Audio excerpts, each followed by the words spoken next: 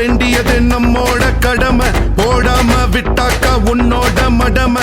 எதுக்கு நம்ம போடணும்னு நினைக்கிறது கொடுமை, அதனால தான் நம்ம நாட்டுக்கே வருமை. ஒட்டு போட வேண்டியது நம்மோட கடமை, போடாம விட்டாக்கா உன்னோட மடமை. எதுக்கு நம்ம போடணும்னு நினைக்கிறது கொடுமை, அதனால தான் நம்ம